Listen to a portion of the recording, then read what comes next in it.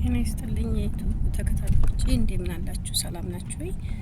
እኔ በጣም ደህና ነኝ፣ እግዚአብሔር የተመሰገነ ይሁን። እናንተም ሰላም እንደምትሆኑ ተስፋ አለኝ። እንዴት ናችሁ? ሰላም ናችሁ ወይ? እግዚአብሔር ይመስገን እኔ በጣም ደህና ነኝ። እናንተም በያላችሁበት ሰላማችሁ ብዝት ዝት ይበልልኝ። በውጭም በሀገር ውስጥም ያላችሁ ሰላማችሁ ይብዛልኝ የኔ ውዶች። በተጨማሪ ዛሬ የማስተላልፈው መልእክት እስኪ ጨለም እንዴ እንትን መሰለኝ ፀሐዩ ጋር ውጭ ነኝ ያለሁትና ትንሽ ጨልሟል። ቆይ አሁን መጣሁ ማለት ነው። ይሄ ጨለመ ፀሐዩ መሰለኝ እና እንዴት ላድርገው? እየጨለመብኝ ፈጣሪ ትዕግስት ስጠኝ። እስኪ ለማንኛውም ሰብስክራይብ አድርጉኝ፣ ላይክ አድርጉኝ። ማርያምን እንዴት ላድርገው? እንዴ ምን ሆኖ እንትን ፀሐይ ሲሆን ይጨልማል። እናንተ እግዚአብሔርን ፀሐይ ሲሆን ጨልም ነው የሚለው ይላችሁ። ፀሐይ ሲሆን ጨልም ይላል። ቆይ አሁን እዚህ ጋር ስገባ ደግሞ ለማንኛውም ማለት ነው ለቪዲዮ ጥራት በጣም ይቅርታ ጠይቃለሁ ማለት ነው። እንግዲህ ያለንበት ቦታ አይመቻችም ማለት ነው። ሲመቻችልን እንግዲህ በደንብ ጸዲ አድርገን እንቀርጻለን ማለት ነው። ለአሁኑ በጣም ይቅርታ ጠይቃለሁ ማለት ነው። ፀሐይ ሲሆን ነው ቪዲዮ የሚጠቁረው ማለት ነው። አይገርምም? እና ለማንኛውም ዛሬ የመጣሁበት ገናን በተመለከተ ነው እና ገናን በተመለከተ ነው የመጣሁት። እንኳን ለጌታችን ለኢየሱስ ክርስቶስ ልደት በዓል እንኳን አደረሳችሁ ልል ነው የመጣሁት። እንኳን አደረሳችሁ የኔ ወዶች፣ በሀገርም በውጭም ያላችሁት እንኳን አደረሳችሁ ለዚች ቀን ለዚች ሰዓት ከቤተሰቦቻችሁ ጋራ እንኳን አደረሳችሁ ማለት ነው። በዓሉን ደግሞ በዓሉን የሰላም የደስታ ያድርግላችሁ ያድርግልን ሁላችንም ማለት ነው። መልካሙን ሁሉ እመኝላችኋለሁኝ። እንግዲህ በዓሉን ስናሳልፍ ብቻችንን አናሳልፍ ማለት ነው። እያካፈልን ብናልፍ በጣም ደስ ይለኛል። አካፍለን ብናልፍ አሪፍ ነው ማለት ነው። ያለው ለሌለው ያካፍል ነው የሚለው እና እንደ ትምህርታችን እንዲያስተምሩታችን ያለን እናካፍል ነው የምለው በዚህ አጋጣሚ። በተረፈ ሀገራችንን ሰላም ያርግልን እግዚአብሔር አምላክ። ሀገራችንን ሰላም ያርገው በእውነት ሌላ ምንም አይደለም። ሀገራችን ሰላም ከሆነ ሁሉ ነገር አለ። በዓሉ ሁሉ ነገር ደስ ይላል። እንግዲህ ገና ነገ ነው። እኔ ዛሬ ነው የማስተላልፍላችሁ በእንትኑ የሚባለው በዋዜማው ማለት ነው። በዋዜማው ቪዲዮ ግን ነገ ነው የሚለቀቀው ማለት ነው። ያው ማለት ነው እንግዲህ ይሄ ዋዜማው የኢትዮጵያ የታወቀ ነገር ነው። ዶሮ ይሰራል፣ በጉ ይዘጋጃል ማለት ነው። እንግዲህ እንደ ሃይማኖታችን አርብ ሮብ ነው ገና።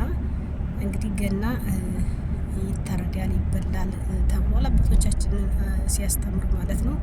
ገሀድ ነው ችግር የለውም ብለዋል ማለት ነው። እንግዲህ ነገ ይታረዳል ማለት ነው፣ ይበላል ማለት ነው። ግን ሳላቅ የተሳሳኩት ነገር ካለ በአጋጣሚ በጣም ይቅርታ እጠይቃለሁ ማለት ነው። እና ሁለተኛ ደግሞ በዚሁ አጋጣሚ እኔ ከተማርኩትና ካየሁት የማስተላለፈው መልእክት ምንድን ነው? የገና ዛፍ በሚለው ማለት ነው። የገና ዛፍ በነገራችን ላይ ክልክል ነው እህት ወንድሞቼ። የገና ዛፍ ገናን አይወክልም። እኔ ሰባኪ አይደለሁም፣ ግን ባለኝ አቅም የሰማሁትን የተማርኩትን ለማስተላለፍ ደግሞ ግዴታ አለብኝ ማለት ነው። እና የገና ዛፍ በየቤታችን የምናረግ ሰዎች አለን፣ ለትውልዱ የምናስተላልፍ ሰዎች አለን። በውጭ ዓለም ያሉት ሀበሾች ብቻ ሳይሆን ሀገር ውስጥም የገና ዛፍ እያሉ በቤታቸው የገና ዛፍ ያደርጋሉ ማለት ነው። ይሄ በጣም ስህተት ነው፣ በጣም ስህተት ነው። በጭራሽ የገና ዛፍ የሚባል ነገር የለም። ለምንድን ነው ኢየሱስ ክርስቶስ የተወለደው በበጎች በረት፣ በከብቶች በረት፣ በግርግብ እንጂ በዛፍ ላይ አይደለም የተወለደው። ልደቱን ስናከብር በዛ መልኩ ነው እንጂ መሆን ያለበት ዛፍ እና ይሄ ቀይ እንትን አልብሰን ምናምን ነገር ይሄ ኦርቶዶክስ ተዋህዶን አይወክልም። እህት ወንድሞች አይወክልም በጭራሽ ማለት ነው። ይሄን ነገር ይችን ቪዲዮ አንድ ሰው የሚስማት 2 ሰው የሚስማት በጭራሽ ይሄን ነገር አታድርጉ።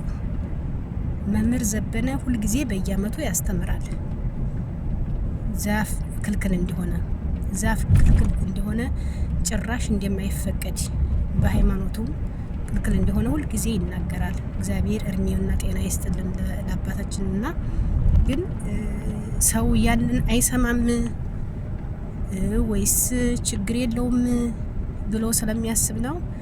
እና ይሄን ነገር እኔ በጣም ሁልጊዜ ይገርመኛል። የእውነት ነው የምላችሁ። አለማወቅ ከሆነ ባወቃችሁ ጊዜ አቆሙ። አለማወቅ ከሆነ ባወቃችሁ ጊዜ አቆሙ። እህት ወንድሞቼ፣ አባቶቼ፣ እናቶቼ ይህን ነገር ከልክሉ ማለት ነው። ለትውልዱም ልጆቻችንም ከዚህ ነው የሚማሩት። ከዚህ ተምረው የገና ዛፍ እያሉ በዛው ልጆቻቸውን ልጆቻቸውን በዛ ያስተምራሉ ማለት ነው። ይህ ክልክል ነው። ከሃይማኖቱ ጋር በጣም ይጻረናል ማለት ነው። ምክንያቱም እንደነገርኳችሁ ነው ኢየሱስ ክርስቶስ የተወለደው በከብቶች በረት እንጂ በዛፍ ስር አይደለም ማለት ነው። እና እሱን ባህሉንም እንግዲህ ልደቱን አስመልክተን ስለሆነ እናከብረው የኢየሱስ ክርስቶስን የጌታችንን የአምላካችን ልደት ስናከብር በዛፍ አይደለም ማክበር ያለብን። እሱ በተወለደበት ከሆነ በእሱን እንትን ማለት ትችላላችሁ፣ የእሱን መስራት ትችላላችሁ፣ ግርግቡን ምናምን ነገር መስራት ትችላላችሁ። ምክንያቱም በዛ ትክክለኛ በዛ ስለተወለደ ማለት ነው እንጂ በዛፍ ይሄ በብርቅርቅ ነገር አይደለም የተወለደው። ምክንያቱም ገናን አስመልክታችሁ ነው እንደዛ የምታደርጉት። ይሄ የምታደርጉት ምንድነው? ክርስማስ በሚለው የውጮችን ተከትላችሁ ማለት ነው። ስለዚህ ይሄ በጣም ስህተት ነው።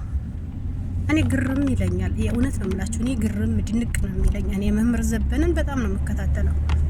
በጣም እከታተለዋለሁ። ሁልጊዜ በየአመቱ ያስተምራል። ግን ድንጋይ ላይ ማፍሰስ ነው የሚሆነው ማለት ነው። አዳምጥ ስሙ። በነገራችን ላይ ማለት ነው ዝም ብላችሁ ባለ ቦታ ከምትውሉ ስብከትም መጽሐፍ ቅዱስም የሆነ ነገር ግለጡ፣ አዳምጡ። ማሮች በተለይ ወጣቱ ሊማርበት ይገባል፣ ሊያውቅ ይገባል፣ መመርመር ይገባዋል ማለት ነውና በዚሁም ገና ጋር ስለሚያያዝ ነው መልእክቴን ማስተላለፍ። አንድም ሰው የሚየውም 2 ሰው የሚየው እኔ የራሴን ግዴታ መወጣት ስለምፈልግ ነው። በተረፈ ባሉን እንግዲህ ስታከብሩ ግማሽ እንጀራ ለሰው አካፍሉ፣ ለድሆች አካፍሉ ብዬ መልእክቴን አስተላልፋለሁኝ። ምክንያቱም እኛ እዚህ ጠግበን እየበላን እዛ አንድ ልጅ ቢራብ ወይም አንዲት እናታችን ብትራብ አይደርስልንም እና ለድሆች እያካፈል እንሂድ። በተረፈ በዓሉን ስታከብሩ ደግሞ በተረጋጋ መንፈስ አክብሩ። በዓሉ ተፈታና ብላችሁ መጠጥ ቤት ወይም የሆነ ምሽት ቤት የሆነ ጭፈራ ቤት አታምሹ። ጾማችሁ ከንቱ እንዳይሆንባችሁ ማለት ነው። እኛ በሰው ሀገር ያለን ነው መቼም አንዴ ኃጢአታችን ተሸክመናል። እሱ ይቅር ይበለን ማለት ነው። ሰው ሀገር ነው ያለን ነው። ጾም የለ ምንም የለ። ጾም ለመጾም ራሱ ብንሞክርም ቂጣው በወተት ነው። ሁሉ ነገር በጣም ከባድ ነው እውነት ለመናገር ማለት ነው። በጣም እግዚአብሔር ፈቅዶ ደግሞ በሀገራችን ስንገባ እኛም የእናንተን እድል ይደርሰናል። እንጾም ይሆናል ማለት ነው። እንደ ሰው እንሆናለን ማለት ነው። እስከዛ ደግሞ እግዚአብሔር አምላክ ኃጢአታችን ሁሉ ይቅር ይበለና ይቅር ባይ አምላክ ስለሆነ በተረፈ መልካም በዓል ይሁንላችሁ። በሀገር ውጭም በውስጥም ያላችሁ እህት ወንድሞቼ፣ እናት አባቶቻችን እግዚአብሔር አምላክ ሀገራችን ሰላም አድርጎ በዓሉን በደስታና በሰላም እንድታከብሩ የእግዚአብሔር ፍቃድ ይሁንልን። እንግዲህ አመቱ ደግሞ በሰላም ያድርሰን። እስከዛ ደግሞ እኛም በሀገራችን ገብተን ይህንን ጊዜ የምናሳልፍ ያድርገን። መልካም በዓል ይሁንላችሁ። አመሰግናለሁ። እወዳችኋለሁ። መልካም በዓል